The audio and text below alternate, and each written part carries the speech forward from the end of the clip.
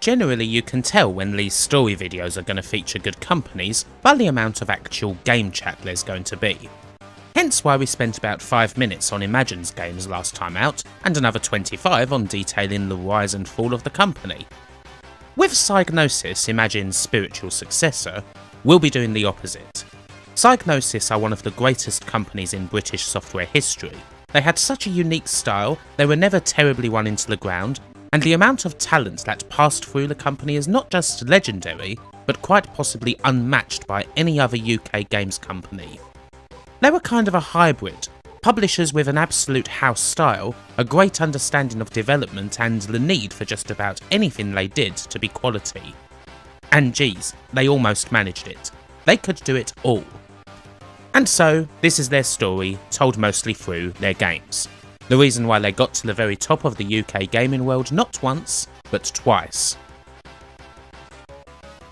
Two important Imagine figures were crucial in Psygnosis' history.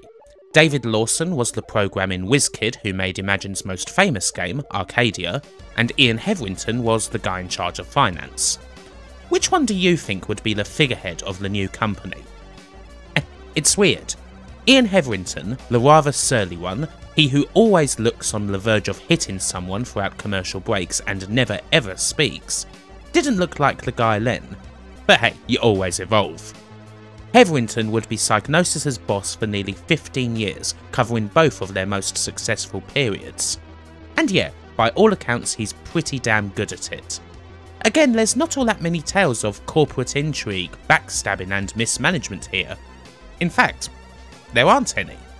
Psygnosis is by and large the story of how these young hotheads, several of whom amongst those who'd fucked up so spectacularly before, learnt from their mistakes and got it right. Let me put it this way, Ian Hetherington loves to drive Ferraris about, but Psygnosis never had a bloody racing team. He, along with Lawson and a man named Jonathan Ellis, would co-found the company with Hetherington in the driving seat. Psygnosis came into existence in late 1984 as Finchspeed, the company set up with Mark Butler also in tow to actually finish Imagine's doomed Bandersnatch.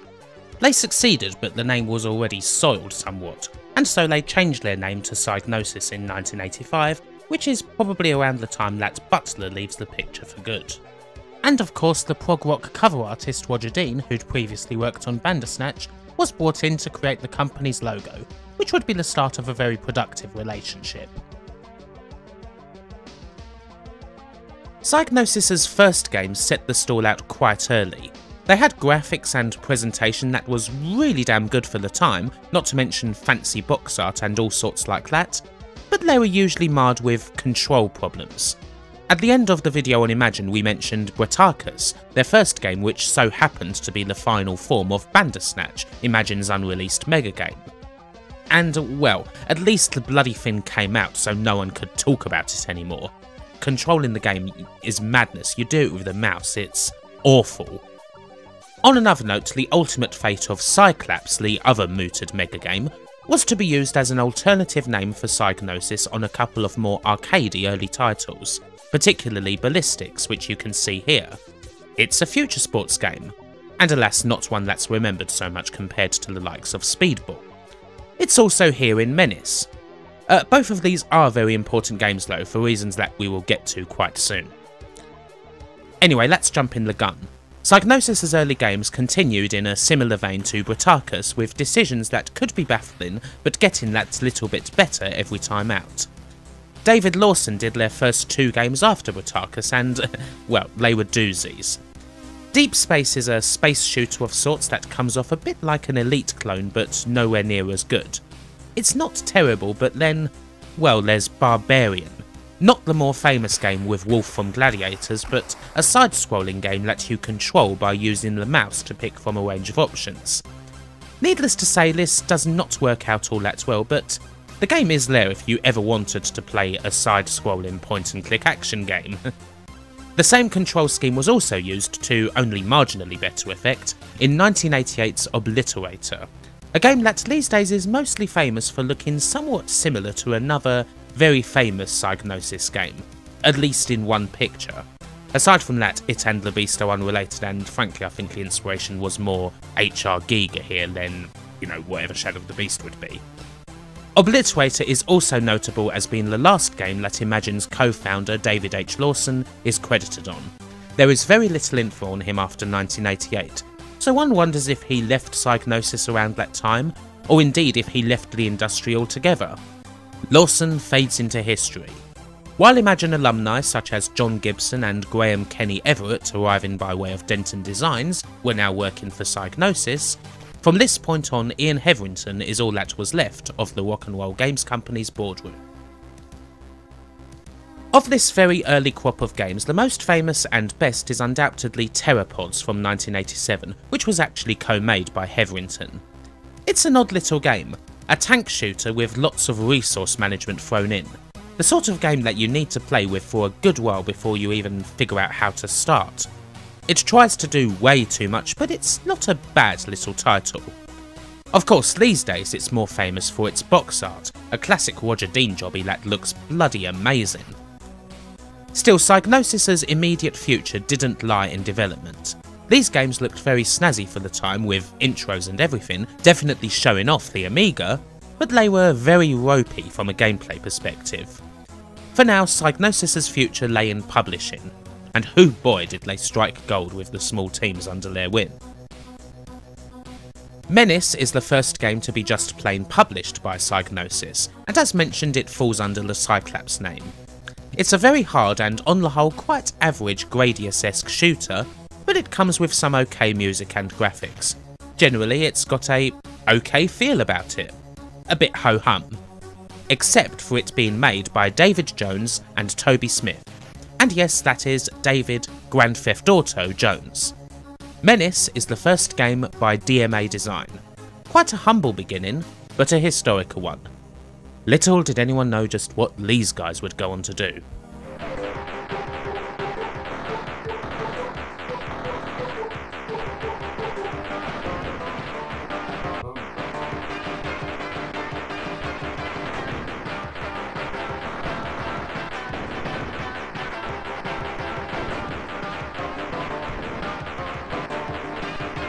Next up is the aforementioned Ballistics, another quite odd game.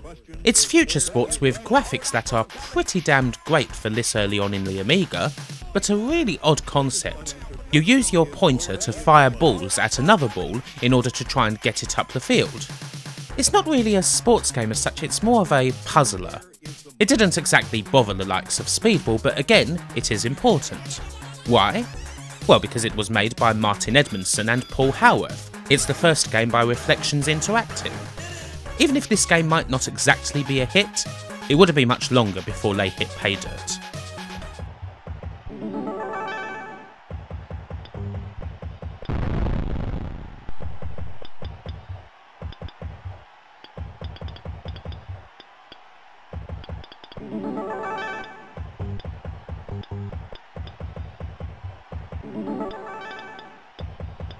But before that, we come to the last game of Psygnosis' formative period, and the one that could be considered their breakthrough, 1989's Blood Money by DMA Design. It's another shooter, an evolution of Menace by way of IREM's Mr. Heli, with an iconic intro, a ravey soundtrack, and, as usual, some mighty fine graphics. You'll be hearing that a lot. First, there was Menace. Now, Psygnosis presents a DMA Design game. Blood Money. There's a whole lot more coming. And yeah, this is a damn good game, without any qualifiers whatsoever. It's got a sense of humour, it's a vicious challenge, and a lot of things about it just work. Even though it is quite old now, it still plays a good game for an 80s computer shoot 'em up.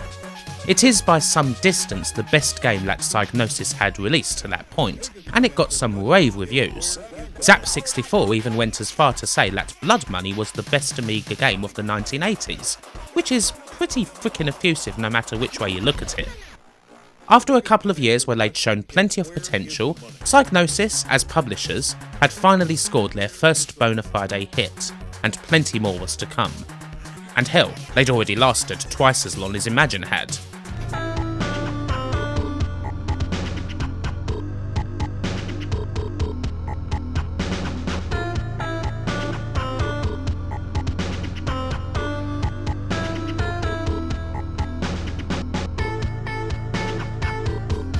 Gradually, Psygnosis eased into being a company that ostensibly specialised in publishing games. However, the way they worked was very different from most publishers at the time, who naturally focused their efforts more on marketing the games that they had. Psygnosis, weirdly for a publisher, didn't focus on that. Instead, what they did was in many ways an extension of the ethos at Imagine, in a good way. Psygnosis, under both the smart, level-headed publishing hand of Jonathan Ellis and fierce creative vision of Hetherington, spent considerable money on what would be called advanced technology, whether that be looking at CD-ROMs or whatever, or new forms of compression and the like that would help create, for example, the intros that a lot of their games would become quite famous for.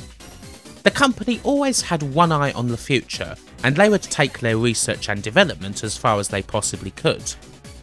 As I said, Ian doesn't give interviews much, but here's an example of just how on the ball he was. He predicted not only that CD-ROMs were the future of the games industry, but that the bigger electronics and mass consumer corporations would eventually enter and dominate the marketplace. He did this in 1990, completely against all the industry's trends back then, when there was no Sony in video games, no Microsoft, no nothing. And CD-ROMs were nothing. The standard wasn't even a year old, and the likes of Sherlock Holmes Consulting Detective hadn't even been released at that point. They were still a year away. Some bosses are right up front with grand promises and what have you, but arguably the best ones are those quietly pulling all the strings behind the scenes. And that's what Ian is. Also, few publishers are concerned with having a specific style for their games. That sort of thing's easy to spot with developers, but not so much with publishers. But Psygnosis were different. Even if two games had been developed by two completely different teams, it's likely that they would still have that certain style that made them recognisably a Psygnosis product. How so? Well, Psygnosis had an art team. More than that, Psygnosis' art team was and has been frequently named as one of the best art teams working in the industry. While coding would still often happen externally, Psygnosis' art team would pair up with the external developers to ensure that the game met their fairly demanding standards. It also helped that Psygnosis did still have their hand in. While games actually fully developed under the Psygnosis name weren't amongst their most famous in these days, they were always there. It is fairer to say that they were a hybrid company who did both publishing and development. And so there was a lot of quality control. Psygnosis tried hard to ensure they wouldn't release terrible games. While standards were high, they were very supportive of developers. Small teams could happily work at Psygnosis' offices while still remaining independent. It was for many one of the best positions you could get in the industry at the time, and Psygnosis only accepted the best into their fold. And this is how Psygnosis gradually accrued some unbelievable developing talent who would have monumental impact in the years to come. Obviously, we've already seen DMA and Reflections, but there's more. On the games front, we're now in 1989. Thanks to DMA's designs ever improving early titles, particularly Blood Money, Psygnosis are starting to build a decent reputation. But the second big dev team under their wing were just about to tear the roof off, with something truly mind-blowing, one of Psygnosis' definitive games. I think you know what's coming next. In 1989, not long after Blood Money, Reflections Interactive would release their second game, Shadow of the Beast. Now, I've already covered Beast quite a lot on this channel, so I'll sum up briefly. The first Beast was at the time staggering. The parallax and sheer quality of the graphics made for an unbelievable demo, something that wowed everybody and truly sold the Amiga as a state-of-the-art games machine in Europe. You could even argue that Shadow of the Beast was crucial to the Amiga getting a major edge on the Atari ST. Quite simply, the Atari could not do this game justice. Gameplay-wise, yeah, it's not held up quite as well. The controls are finicky, the hit detection's all over the shop, the game itself is utterly unforgiving. It's a frustrating game. Still, the impact of it cannot be overstated. It was a classic, and it was the game that put Psygnosis right at the forefront of the Amiga. Even at the eye-watering cost of £35 plus a Roger Dean t-shirt, and despite magazines questioning the actual gameplay even back then, the Beast was a big frickin' deal.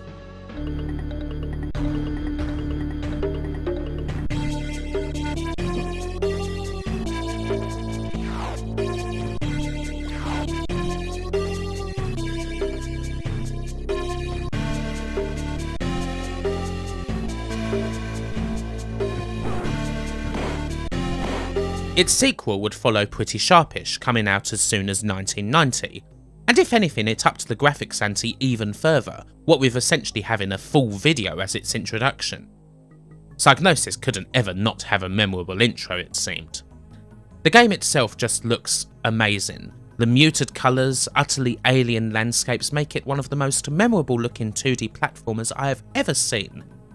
However, it makes the original game look easygoing, one of the most irritating games of them all. But, oh, my lord, it looked like something else. And all the Roger Dean artwork, the posters and the t-shirts that would often just be thrown in with the whole package, it would all help to make Beast a top seller, and one of the most recognised series of games on the Amiga. Of course, the thing most people remember about it these days is that game over screen and music, which funnily enough was copied from an episode of Miami Vice. Listen for yourself, and shoutouts to Laffer35 for finding the original piece.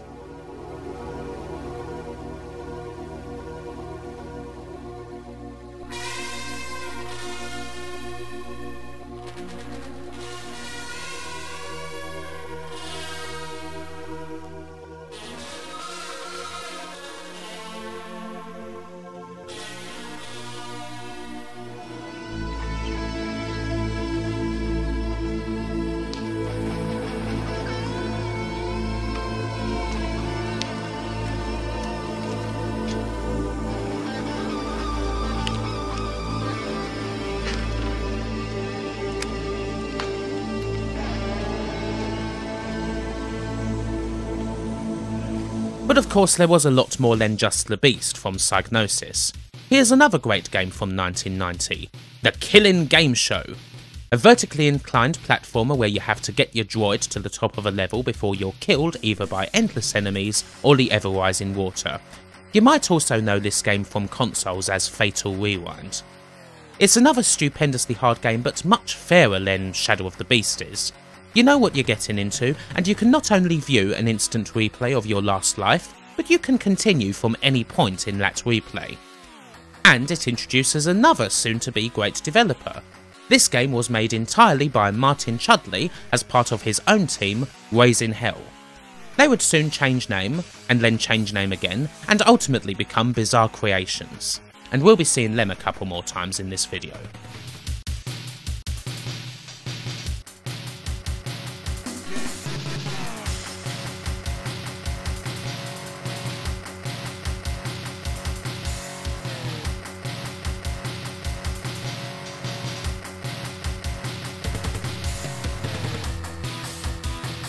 How about another really good game by a soon-to-be great developer? Here's Leander, a fantasy-style side-scroller of a game with lots of levels that again you might know from its Mega Drive version, where it was called The Legend of Galahad. As far as gameplay goes, this and The Killing Game Show are both bloody brilliant, and they certainly show that Psygnosis weren't wholly concerned with just good graphics. Also, Leander was the first game to be made by a somewhat obscure studio called Traveller's Tales, who never really amounted to much aside from a whole bunch of licensed games for toys. Again, we'll be seeing them a couple more times in this video.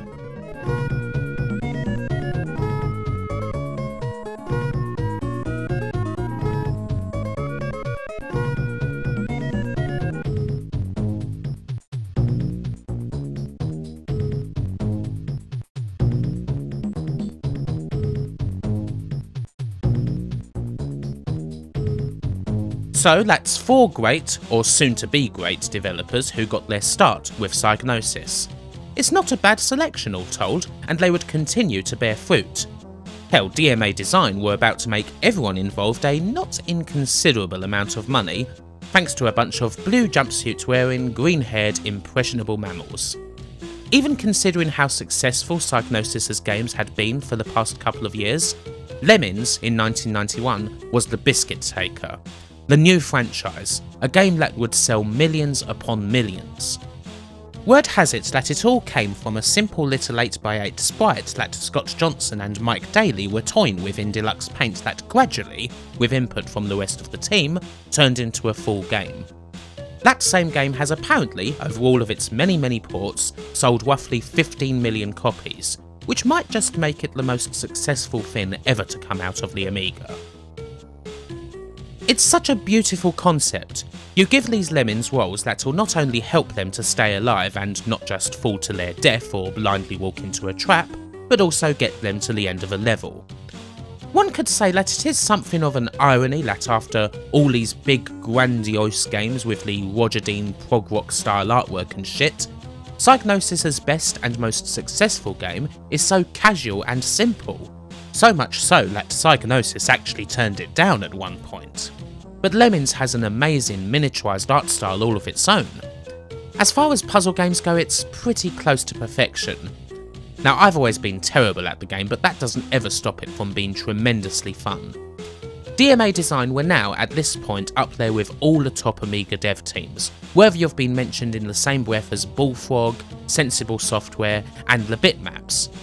But while Lemmings undisputably made them top of Psygnosis' tree, the other geniuses at the company were never going to be too far behind.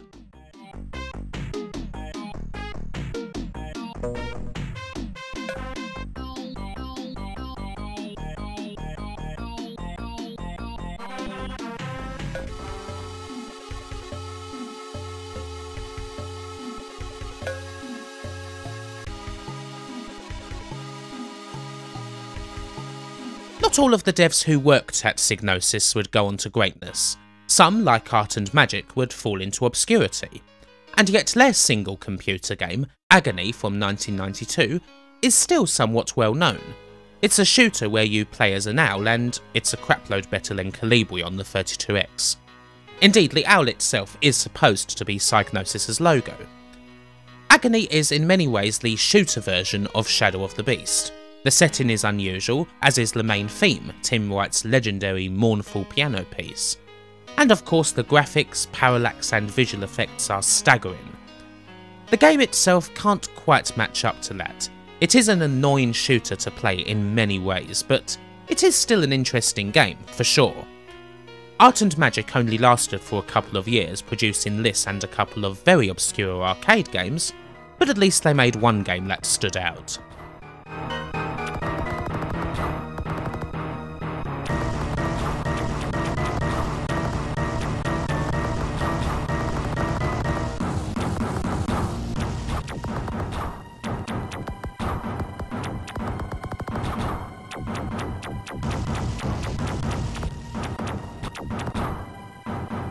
Psygnosis themselves were getting stronger as developers too, and I can't not mention one of their best efforts, Bill's Tomato game from 1992. It's not a typical Psygnosis game at all, perhaps in part made to get a bit more of that cute Lemmings magic, very cutesy European Amiga type stuff where you're a tomato saving your tomato girlfriend. Thing is, the game's a fantastic puzzler that's almost as good as Lemmings, and I'm really not joking about that.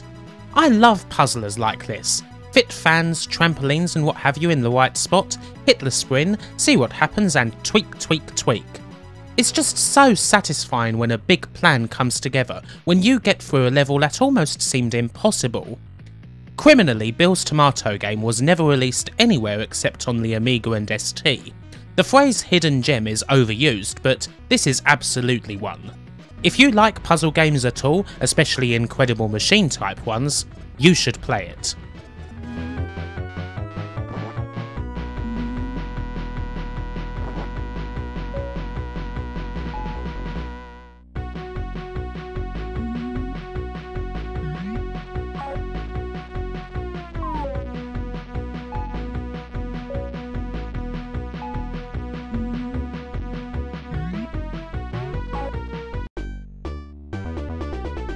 There's one more major game to close out this period of Psygnosis, the third and final Shadow of the Beast game by Reflections, released in 1992.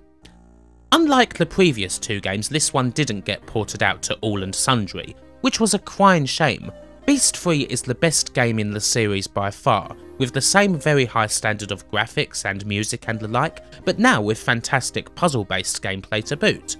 Reflections even got the action right this time, as the now much more human Arborn is a joy to control. An excellent and very tight game, only marred slightly by being very short indeed. This is the Beast game that anyone should play if they're looking for something that is honestly very good, and it brought the original Beast trilogy to a neat little close. no one would have minded too much if it ended here, honestly. But with Psygnosis' teams now all making really good games to go along with the stupendous graphical stylings, Psygnosis were in a great position going into 1993, where things would change a little.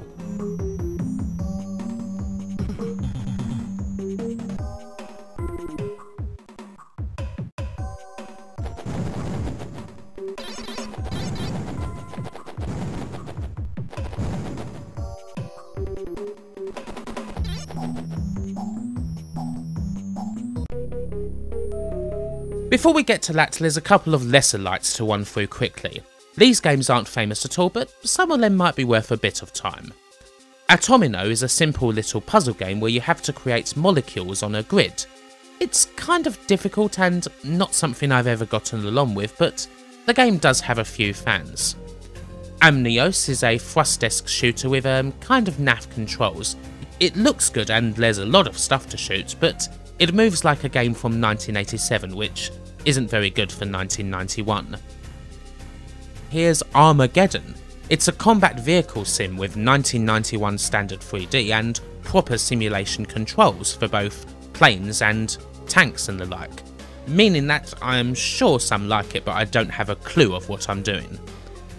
And well, I can't let this chapter go without mentioning that Psygnosis co-created the custom Face-Off games for the US TV kids show Nick Arcade in 1992, all of which were developed for and implemented on Amigas. As an aside though, I have no idea why so many of these games begin with A. Did Psygnosis want all their games to be at the front of the software guides? Like how someone would call their company Aaron Arsehole Window Cleaners and Son, so they were at the front of the phone book and yellow pages? Who knows. Anyway, there are other games, but we can't possibly cover everything, so let's move on. Now, I did my best to sound foreboding at the end of the second chapter, but in actuality Psygnosis' changes weren't terrible or anything. It was to be expected as they'd gradually become hotter and hotter. Psygnosis' forward thinking had brought them to the very forefront of games development and publishing in the early 90s, one of the hottest independent companies out there. And so big folks naturally started to sniff around. And in 1993, the inevitable would happen. Psygnosis were acquired by Sony. Of course, that sounds like a massive deal now, but well, what did that actually mean to the layman in 1993? Sony were not exactly a big name in the world of video games back then, although we knew they were doing something. In 1993, details were very scarce on just what the PlayStation was going to be. The deal with Nintendo had already or was about to disintegrate. They couldn't possibly be trying to go it alone, could they? Anyway, presuming that this was the case, obviously Sony needed some good, strong companies to provide games for the new machine, and Psygnosis were at or near the top of their wish list. Still, observers might have thought that the whole thing was a bit of a risk, or be flat out worried about it, or worried that Psygnosis would change irrevocably after it. PlayStation Legend points to a specific moment when it was clear that Sony was serious, however. An invite-only conference in London for game studios hosted by Sony at the end of 1993, where they showed off the legendary Demo 1, aka the Walking T-Rex. Psygnosis, being the early adopters, helped SCE to put this conference together, which, seeing as that basically just consisted of Phil Harrison and no one else, was kind of needed. In any case, this was their future. Before that though, a couple of years of transition and other games. There's some really good ones here, some weird ones, and yeah, a couple of terrible ones. There's a whole bunch of things to cover, so it's best taken in segments. First up, let's go through the big developers we've already introduced, starting with DMA, who have two more original games coming up that aren't Lemmings, both of which were fairly well known and came out in 1993. Walker is perhaps their most intense action title yet. You control a mech that's fighting all sorts of bastards through the ages, starting with the Nazis. You move with the joystick and shoot using the mouse, which actually works out alright. It's like a different take on Cabal. It's quite a nasty, violent game too. Lots of explosions, guts and shouts of "Die scumbag." Interestingly, it was the little infantrymen in an earlier version of the game that inspired the little walking animation that resulted in Lemmings. And then there's Hired Guns. Holy hell, this game. It's a cyberpunk RPG that can be played by 4 people simultaneously, complete with your mercenaries chatting to each other at every step of the way, usually quoting from Aliens. Think Eye of the Beholder, only with 4 separate screens, more machine guns, and lots of mutated abominations. Now, I am terrible at this sort of game, but they don't half put you on edge. This game pushes a standard A1200 almost to the limit, and it can hardly be summed up in the minute I have to devote to it. It's quite a long and very in-depth game that some would say is amongst the very best Amiga games. I mean, I may have lost 3 of my band of streetwise murder sisters on the first frickin' mission, but it is damn enjoyable.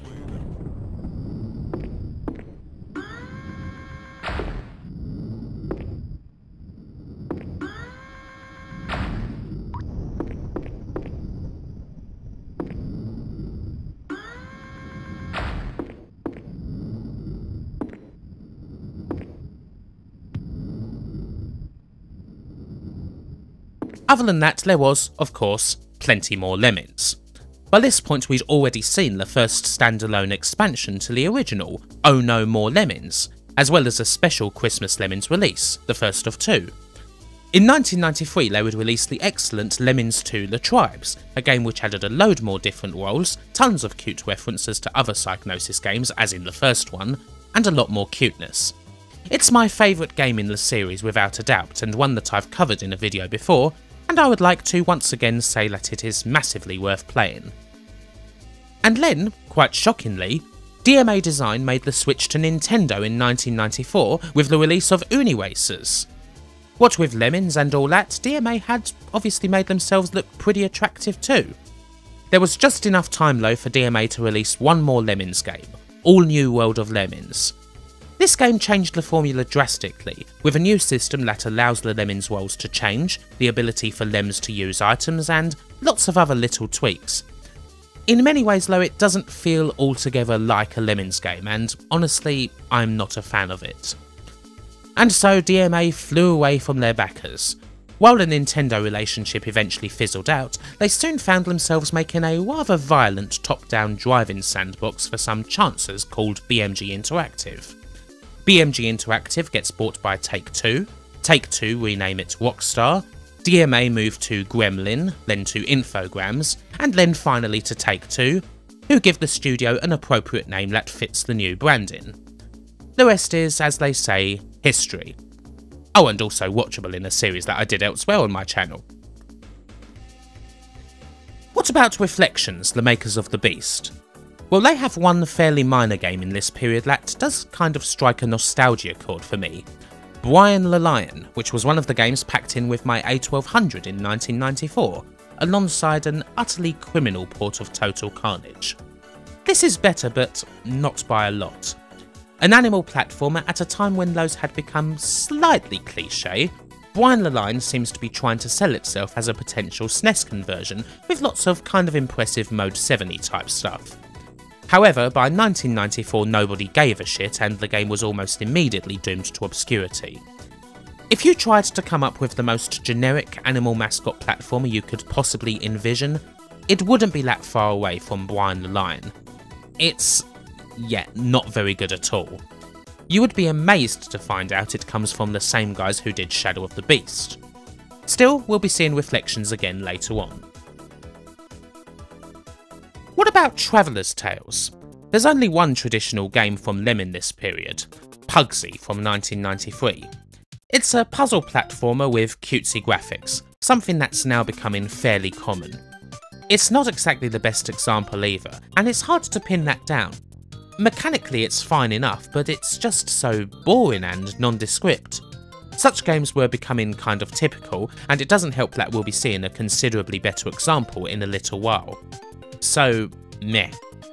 However, the studio would also be part of an agreement that included, at various times, Psygnosis, Sony, and Disney. This allowed them to produce Bram Stoker's Dracula for the 16-bit consoles, and, more importantly, the excellent Mickey Mania. Both of these were published under the Sony ImageSoft label though. Gradually Traveller's Tales drifted away too, finding themselves a part of the Sega empire, where they made a couple of Sonic games. Martin Chudley's Raising Hell Software, now known as Lunatic, also produced their second game, Wiz and Liz. An ultra-fast against-the-clock platformer where you save some wascally rabbits, all the while spelling out words, getting ingredients, and desperately staying ahead of the time. Yeah, this game is awesome. I love it, and it's even better with a second player. It's definitely one of the best games of Psygnosis' later years on the Amiga. Not long after this, Chudley would finally decide on a new name, that being, of course, Bizarre Creations.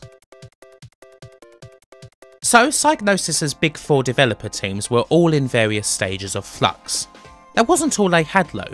They soon found themselves pairing up with other great, more established developers, even if it was for a brief time. Two 1994 games in particular are cases in point, the first being Benefactor. This is the only game to be published by Psygnosis and developed by an already great European name that is still very familiar now, Digital Illusions CE, or DICE for short. DICE were then mostly famous for their classic pinball games, of course, and Benefactor was their first game to go outside of that bubble. Benefactor is another puzzle platformer, but one that is better than Pugsy in every possible way it is to be better. There's a real bite and challenge to the puzzles, all of which involve saving another load of little people. The controls are great, it's kind of like a miniaturised cinematic platformer, with a fantastic art style, great music to go along with. This game's just bloody fantastic, to be honest. It's one of those brilliant late period Amiga games that, alas, came out too late in the day for it to be well known, but for those who do know it, it's a total classic, and deservedly so.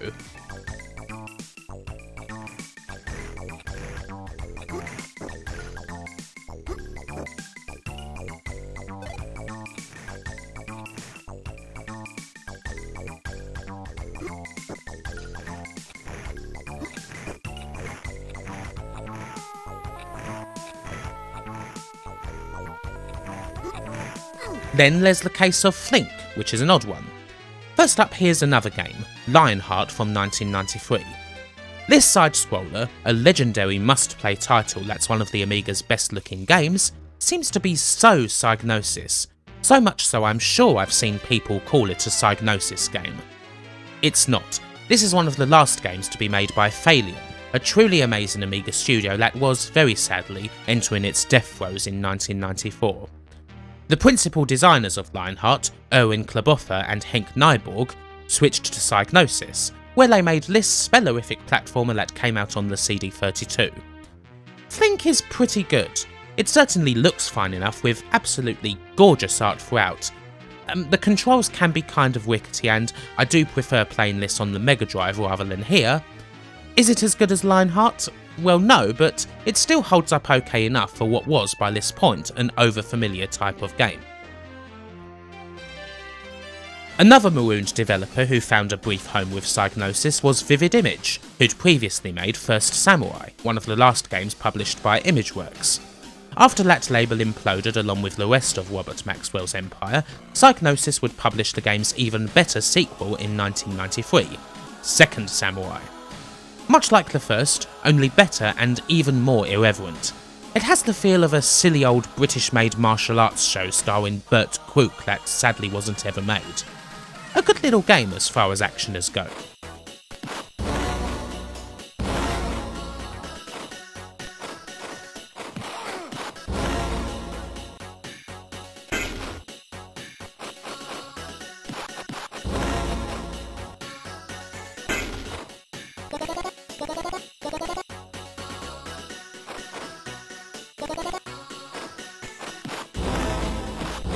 And that's not all.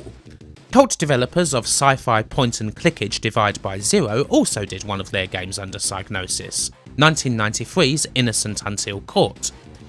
Being a point-and-clicker, I can hardly show you much more than the intro, and I know that it wasn't too well received, but hey, if you enjoyed the Orion Conspiracy or whatever then, maybe you should try this out too. And yeah, as I said, there were a couple of stinkers, namely movie tie-ins. Psygnosis published the Amiga versions of both Last Action Hero and Cliffhanger, both of which are absolutely horrendous games by shit developers The Dome and Spidersoft respectively. Last Action Hero is of course completely different to every other version of the game, but they're all magically just as shit as each other.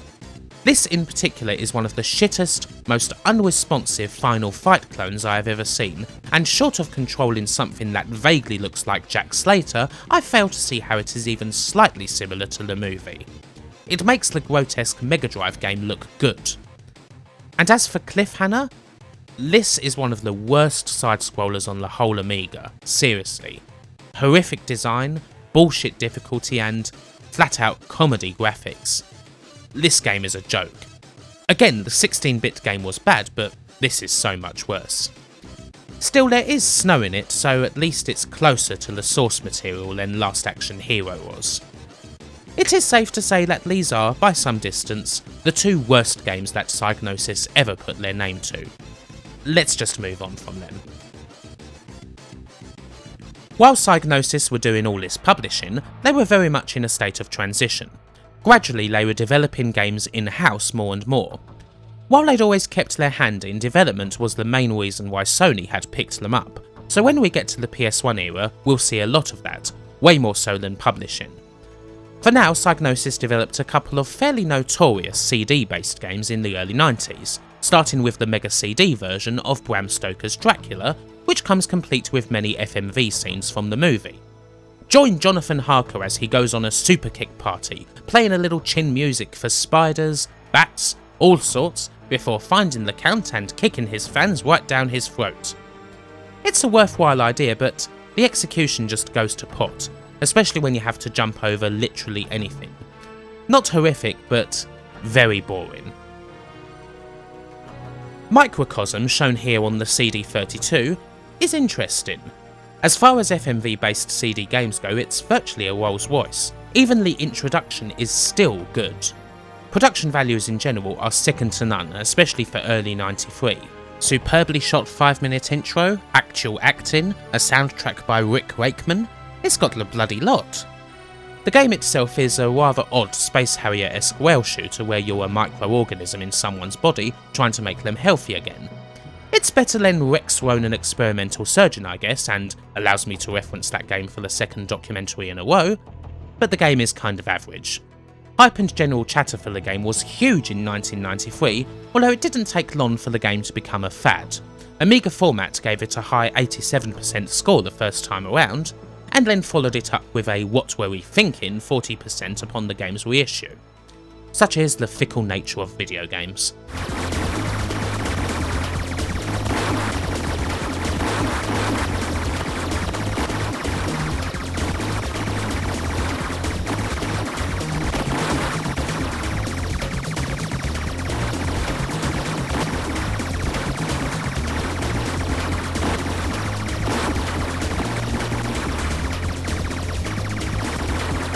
And then there's Nova Storm on the Mega CD, which is in the same universe.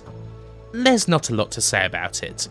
As a game it's probably better than Microcosm, but the production isn't as memorable, and in the end it is still a poor person's Space Harrier that kinda makes you want to play that game instead. And with that, we're finally ready to start the PlayStation era. Psygnosis finally leave the Amiga behind, having been there from pretty close to the beginning. 10 years of, for the most part, really good games, certainly graphically and gameplay a lot of the time. As mentioned, the PlayStation era will be different. While Psygnosis still published games, this is a time when for the most part they actually developed them in-house. And they were still a rather odd studio in many ways. Psygnosis' in-house games always seemed weaker than the ones that they published, but, well, we'll see how it all pans out. Spoiler alert, it panned out pretty freaking well. One thing commonly seems to happen with these 1980s companies that I cover. If they get to the 32-bit era, then they start to flounder and ultimately die. That certainly happened with Ocean and with Sensible Software way back when, because neither made it past this generation. Bullfrog lost Molly and wouldn't last out the generation either, and Ultimate, well, they made it, but they hadn't been Ultimate for a long time. Some companies do struggle, but Psygnosis, yeah, they didn't. Having spent a couple of years after the acquisition getting their shit together for the PlayStation, 1995 signalled the beginning of their second glorious period.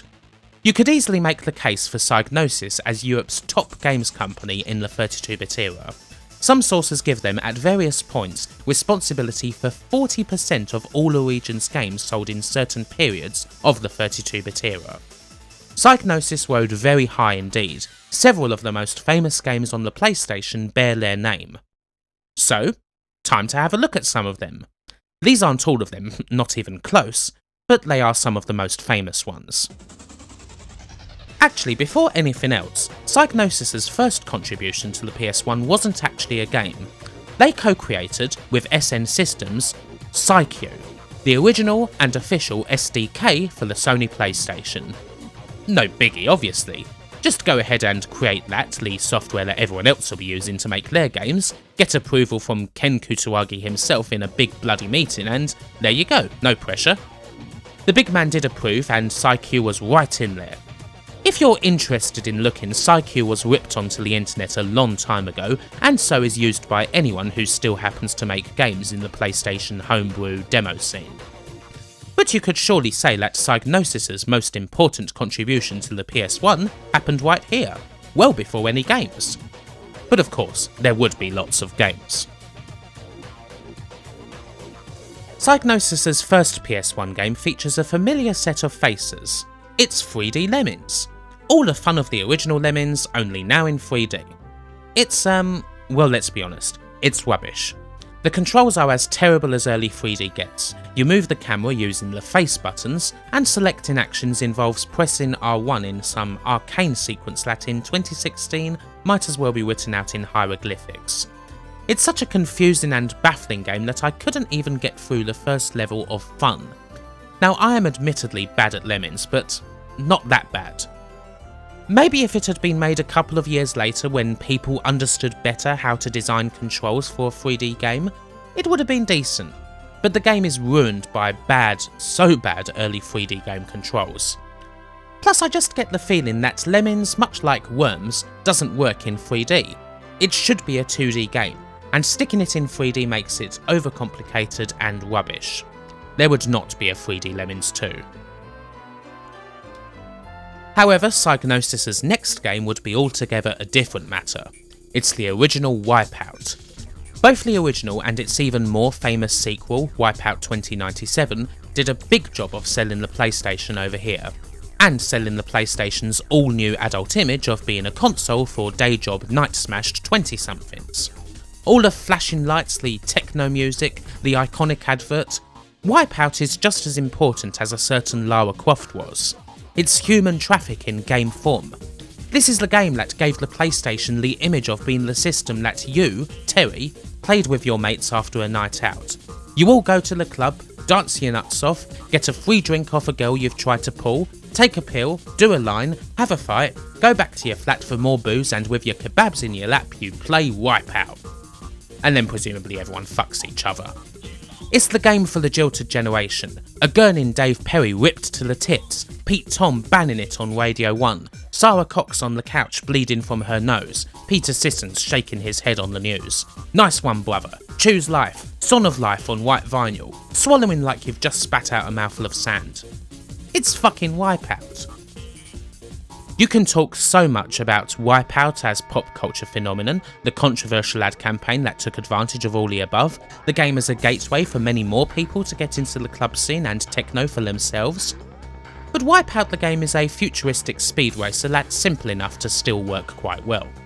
In actuality, most of the music was by longtime Psygnosis composer Tim White under his Cold Storage alias, but his tunes were spot on, and there were plenty of tracks dotted in from the likes of Left Field, Fluke and the Chemical Brothers. 2097 is of course generally regarded as the better sequel, but both of them clearly made their mark and they sold loads. And yes, as with the likes of Tomb Raider, Wipeout was released on the Saturn II, but the combo of this game and the PlayStation just blew out everything else.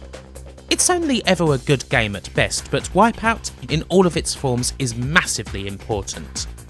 I'm not sure how shocking that is for Americans watching or how big Wipeout was over there. I fancy it pales in comparison to over here, where the games were gigantic and helped to establish the PS1 as the absolute king of the castle. I'm going to stop talking about it before I use the word zeitgeist. I'll save that for when or if I actually do Wipeout as a whole.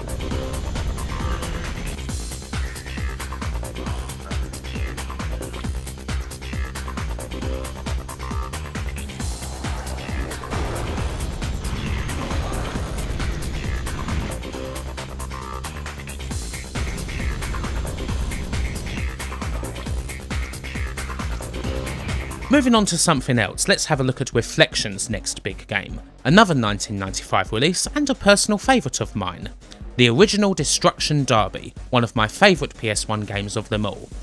I also really like the sequel, Destruction Derby 2, but this, well, you just can't beat the simple purity of a track called Crossover, where the X and Y axes come together so gloriously every single time. This is a game about nothing more than cars beating the ever-loving shit out of each other. You don't need anything else, it's all so straightforward. You don't even need the proper Destruction Derby Dust Bowl mode, just get on any one of these levels and start bashing. Simple, efficient, excellent. If you want to talk about great gaming on a budget, this absolute classic is still less than a quid. As mentioned, Destruction Derby 2 is also very good indeed. It's graphically stronger, the tracks are longer, there's more things like jumps and cars just getting flat out chucked into the air. It's a truly excellent sequel, but the original is still just about the kin. They're the last two games Reflections published for Psygnosis and, on the whole, they're a bloody good way to go out. Of course, we'll be seeing the current state of all of these studios at the end.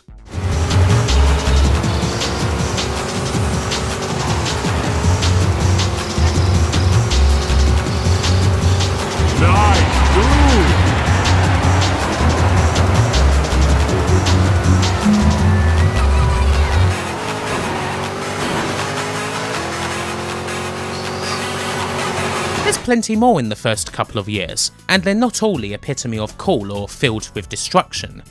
Psygnosis published the Discworld series by Teeny Weeny Games, a series of point and clickers with great graphics, frequently annoying puzzles, and an all-star cast of British comedy. They've always been likeable enough for me, especially the first one, and they do the source material justice. Speaking of 2D games, the former Lionheart duo followed up Flink with a fairly well received Lemmings spin-off called The Adventures of Lomax, with much the same graphical stylings and the chance to use classic Lemmings skills in a platformer. Not the greatest game, but certainly a lot better than 3D Lemmings. There's also the usual early attempt at 3D football, Adidas Power Soccer. An interesting attempt that's kind of crap but also not wholly serious, and which I'll be looking at more closely in a later video. Like Reflections, Bizarre Creations were also moving into the racing genre, a place where they would excel. They developed two official Formula 1 games, and here we're looking at the classic Formula 1 97. I loved this game then and still do. It's absolutely held up and it is still the best Formula 1 game by a country mile. Why? Well, it's got all the customization you could want, you can make it as super hard or as helpful as you need to, but well, this is Formula 1 when it was still good, exciting, must-watch television.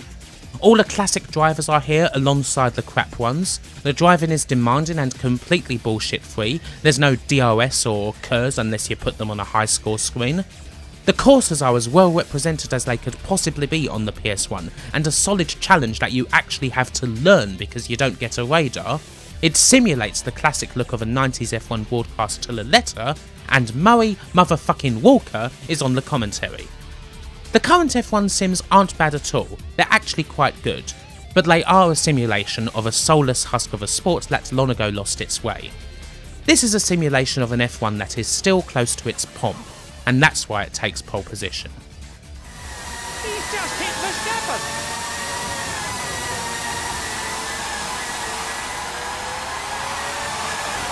Look at that! And with a sickening crunch, the two cars have come together.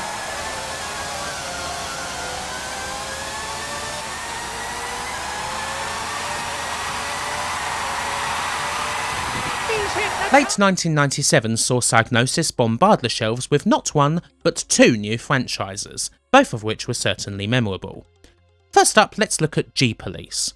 This is one hefty production for the time, so many big cutscenes that the game needed 2 discs, and a game that runs quite well to boot. It's very impressive for the PS1, and tons of effort was put into the presentation.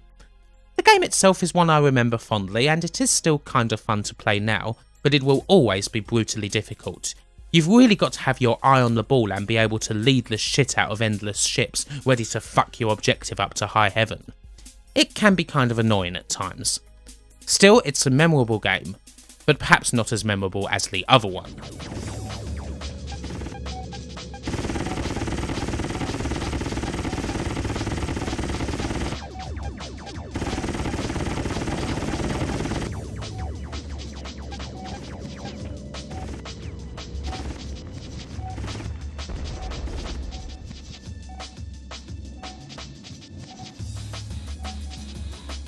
Colony Wars is frequently regarded as one of the best series of games on the PS1. For the most part, it's a flat-out fun traditional space shooter, a sharp contrast to G-Police's long cutscenes and sprawling urban cities. Not that this game exactly minces on the production value either. While PC folk had the likes of Homeworld to enjoy and lord over everyone else, this was certainly in the next best league, and well loved on the PS1. A great little space shooter with all the leading of enemies, laser fire, protection of convoys and astral dogfights you could want. It certainly gets tougher as you go along, although it's not as stupid hard as G-Police thanks to the controls being that little less sensitive. Anyway, it's a great game, and one that is still very cheap too. Definitely another must-own Psygnosis title.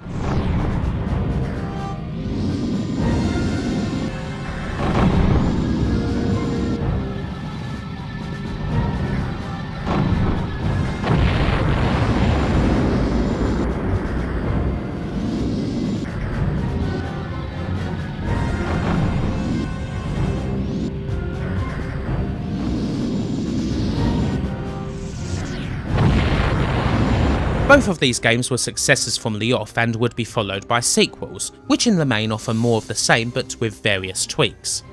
G-Police Weapons of Justice takes the biggest jump forward. The game's got a whole new coat of paint, cities that appear out of wireframe, and even more dark than before. The good thing about this is that the game runs pretty much at full speed, although it can be kind of hard to actually see where you're flying sometimes. It's pretty good, especially if you like G-Police. Colony Wars had two sequels. The one that I have, Vengeance, is great. It doesn't change a whole lot aside from bigger ships and bigger explosions, but then not much needed to be changed. It's a fantastic space shooter. I would go as far to say that something like Vengeance is a perfect starting point for the genre in general. In a genre where a lot of games are famously difficult, this one will teach you the ropes, how to lead enemies and whatnot. It's a really good game, as good if not better than the first Colony Wars. While there has been so many games already, I can't not cover Psygnosis' final multi-game franchise, World Cage. Hyped as the evolution of Wipeout, 1998's World Cage is another futuristic racer, only with some added features, like racing on the walls or on the ceiling, lots of power-ups and destructible environments. You could smash through buildings on your way to first place, but there's people in there. Who gives a shit? World Cage feels like quite an ambitious game, one that the PS1 almost cannot handle.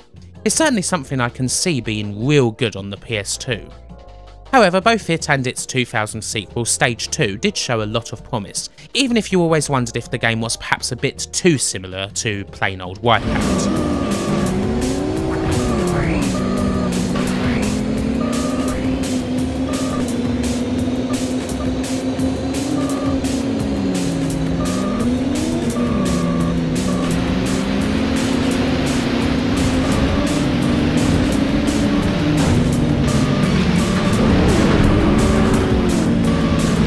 Lastly, let's have a look at some one-offs. ODT, short for Or Die Trying, is a third-person game set in some steampunk-style universe. It looked promising at the time, but I never got on with it, and I can't now either. The controls are very ropey, the camera grotesque, especially when you're aiming, and there's just nothing interesting about it at all. The whole game seems to be designed to be frustrating to the player, and I can't stand it. When people say that PlayStation games have aged terribly, this is exactly the type of shit they're talking about. But a big reason that a game like ODT has aged terribly is because it wasn't actually any good in the first place. Sentinel Returns is an updated version of Jeff Crammond's early 80s, somewhat unique computer game. It's a puzzler based on 3D spaces and not letting the Sentinel see you. People who know the original game will probably like this too. I don't have experience with it, so alas I just don't get it, but that's no knock on the game. There's very few games like this aside from, of course, the original Sentinel. Overboard is something that's a bit easier to grasp. A quite cute and simple little game where you control a pirate ship through various maze-like stages. I've always quite enjoyed this one. It has a nice little old school feel, and it's also just kind of cool to be playing around with a pirate ship, as it's something that you just don't see often in games. Not a major Psygnosis product, but a decent enough little game. Then there's Cyberdeck. This odd, colourful hoverboard based game is okay, although it could have been good if it wasn't for some shit ideas. It is at least a bit brighter than a lot of the games here, and probably better than you would expect for something that's basically an advert for Vans trainers. And last of all, it would be silly not to mention that Psygnosis were the publishers in Europe for what is still one of the best loved games to come out of the PS1, the action RPG Zelda-alike Alundra. A damn fine game, of course. Everyone likes it, and everyone agrees that it looks great because it's in 2D. Still, there is a lot to be said for quite a few of the early 3D games here that aren't quite as fated as this one is. By this stage, Psygnosis were a pretty big deal. They had blossomed in the PS1 era, scoring hit after hit after hit. The name was utterly synonymous with quality. It was rare for them to release anything that could be considered a total stinker. If there had been any questions as to how good they could be at developing games, they'd answered them all by the end of the millennium. They'd expanded too, setting up a base of operation in Stroud that largely consisted of ex-Microprose employees, as well as in Camden to go with the Liverpool mother base. Despite being owned by Sony, they were still quite independent, with enough clout to even go ahead and release versions of Destruction Derby and Wipeout for the Nintendo 64. It seemed as though Psygnosis could do no one, and that the future was bright for them. However, things weren't exactly going to work out that way. It's strange, to be honest. Psygnosis' end can be looked at two ways, either long and drawn out, or quick and honourable. The truth is perhaps a bit of both, even if either way it was kind of a surprise. Gradually it appears as though Sony took over more and more at Psygnosis' towers, curtailing their independence. I guess they didn't want them to end up releasing games for the Xbox or what have you. As mentioned, Psygnosis were getting bigger and bigger at this point. There were now around about 400 employees working for the company all over the UK and Europe, and Ian Hetherington wasn't willing to stop there. He saw the company potentially expanding to double that amount. The high life of Imagine was still being lived in a way, mostly through cars, although certainly with the success to back it up. But in the end, not quite enough success for Sony. They'd put millions into the company, and they didn't think that they were getting quite enough back, and they certainly thought that Psygnosis were that little bit too independent. And so, in 1998, the executive board of Sony got together and voted to remove Ian Hetherington as managing director, cutting off Psygnosis' expansion at the head and moving to take over entirely. Hetherington found his feet again quickly, co-founding Evolution Studios, a company that he would also leave in 2007 when that was taken over by Sony. Wounds like that one don't heal, presumably. Not long after this, the changes happened in earnest. In 2000, Psygnosis' publishing arm was merged into Sony Computer Entertainment Europe, and the developing arm was renamed to SCE Studio Liverpool, not only fully integrating Psygnosis into Sony, but doing away with the Psygnosis name altogether. This could of course be a good point to end it. From this point on, Psygnosis are just another developer in the Sony empire, and not anything like the company we've been covering. But of course the demise of Psygnosis as a name would not be the end of Psygnosis' products. Well, a couple of them anyway. Sony went through Psygnosis' IPs with a fine-tooth comb, basically dropping any that weren't considered to be worth it commercially. And needless to say, they were ruthless. Some of the newest IPs that hadn't quite fully established themselves never stood a chance, putting an abrupt end to games like Roll Cage, a game not helped by being fairly similar to Wipeout.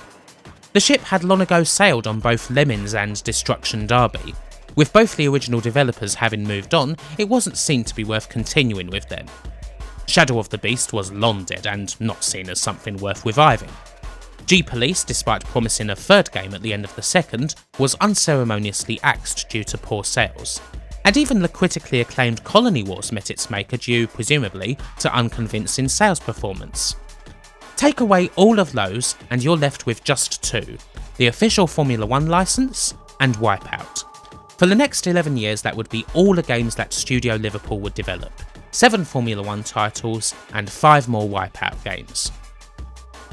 It would hardly be worth going through all of them, of course. The F1 titles in general were in the middle of the pack, neither bad nor good, eclipsed by a whole load of much more successful racing games in a wide variety of forms. Obviously they had their fans, but they would never reach the dizzying heights of the first 2 games made by Bizarre Creations. Maybe you can just blame Formula 1 in general for turning into unwatchable shite. Wipeout was of course the premier franchise, but gradually that settled into an ever-decreasing niche. Wipeout had benefited from club culture in the mid-late 90s as much as club culture had benefited from it.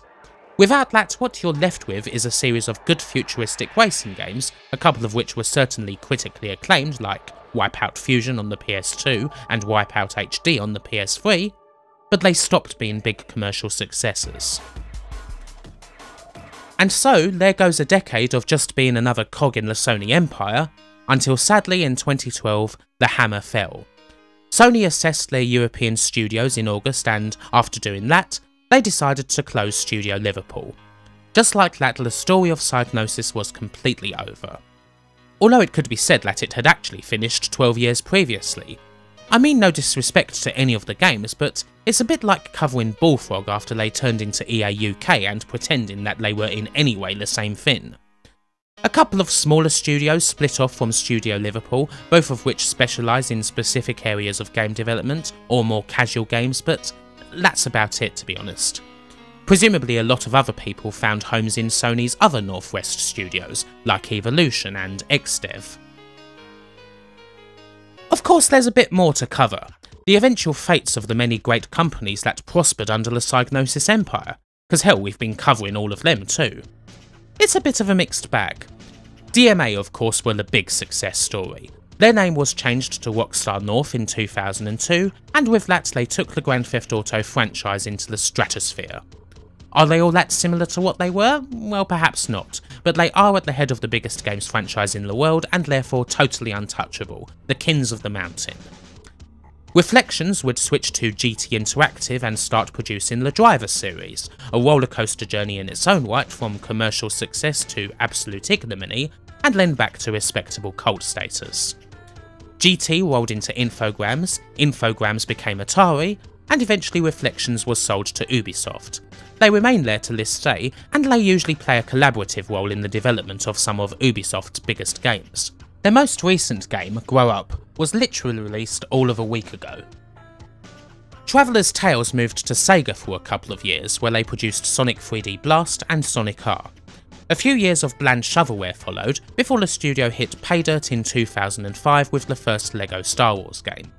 After being purchased by Warner Bros. Interactive in 2007, LEGO games are all that the studio produces, but they certainly make a fair bit of bank out of it. Of the big four, the bummer story belongs to Bizarre Creations. They continued to make waves in the racing genre, going from Formula 1 to Metropolis Street Racer, and from there to the Project Gotham Racing series, all hugely acclaimed. Not only that, but they also made the much-loved Geometry Wars series of indie arena shooters. For years they had a superb reputation, mainly down to almost never releasing a bad game, and then, in 2007, Activision bought them. In 2010 they released 2 games. Blur, another racing game, was again hugely acclaimed, and quite rightly because it was superb, but it didn't sell. And an original James Bond 007 game, Bloodstone, didn't sell all that well either. And Activision, being Activision and therefore being a bunch of absolute assholes concerned with nothing but the bottom line, closed the studio in a heartbeat. An utterly undeserved fate. A lot of companies spun off from Bizarre, although notably a whole load of ex-Bizarre employees moved to Playground Games, where they would work on Forza Horizon, a spin-off series that is often considered to be the spiritual successor to Project Gotham. Of the ones who only did 1 or 2 games, some went on to greatness. Digital Illusion CE foremost amongst them, hitting pay dirt with Battlefield and getting signed up by EA to hit even more pay dirt with Battlefield, along with making games like Mirror's Edge. They're comfortably the second biggest dev studio to be previously linked with Psygnosis. Erwin Kluboffer and Henk Nyborg, former Phalion members who made the likes of Flink and Lomax under Psygnosis, have gone on to long and varied careers in the industry. Vivid Image had further success with Street Racer, but dissolved around 2002. Divide by Zero only lasted a couple of years and burned out in 1996. And so on. There's a lot of little stories, but the thing to take away from this whole video, and the reason why it focused on games so much, is the incredible amount of talent that passed through and was just at Psygnosis. The company nurtured not just one, but several of the most important games dev studios around. So many got their start from them, or they just passed through in their early years. At all times they were a perfect example of just how the relationship between a developer and a publisher should go. And a lot of that had to do with them still being developers themselves, because they knew the score, and they weren't just automatically interested in sales. They were interested in seeing what people could do, and always had an eye on the future. It's a philosophy that David Lawson introduced back in the days of Imagine, when he hired talented programmers not to direct them, but to allow them to be creative and put their ideas down, refusing to manage them. With some refinement, the same philosophy helped to drive Psygnosis forward into being one of the greatest software houses of the late 80s and the whole of the 1990s.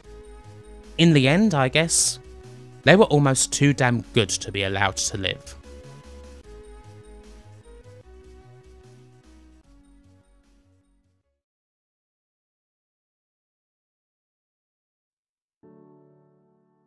Many thanks for joining me on the epic journey that was the story and the games of Psygnosis. Thank you for watching. If you like this video then please do like it, do consider subscribing and also following me on my Twitter and Facebook and supporting me on my Patreon.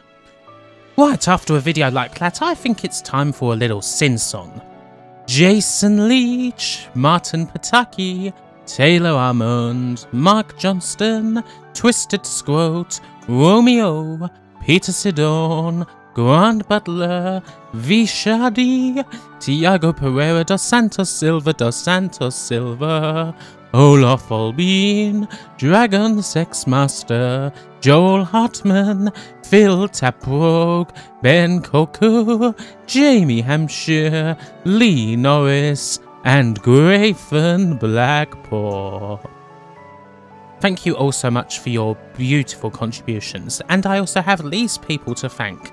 Tim Lintz, Robert Kelly, Amigos, Richard Bearwell, Haganator, Wadek, Ken Barraclough, Kenneth Bergen, Alvaro Gonzalez, Widen the Bullet, Jamie Davenport, Johan Eriksson, Stephen Hornsby, Jan Best, Robin Banks, Dan Rusco, Christian Earnshaw, El O'Brien, Francisco Pimenta, Kev Gilmore, Matt Lee, Alexander Green, Thomas Daniels, Greg Olson, Mark Johnson, Stuart Ashen, Lee Harris, James Idd, Novel, Gerard Morris, Mike Stiegler, Mark Brooks, Edgereader, Russell Hugo, Paolo Leary, Graham Kamak, Scott Mitten, Nicole Ketchum, Ninth Demon, Ludwig Holmstrom, John Ezell, and Kit Leary.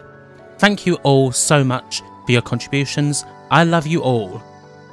I will see you soon, folks, probably on a live stream. But for now, I shall say, wherever you are and whoever you be, have a good one, take care, and I shall see you next time. Bye bye for now.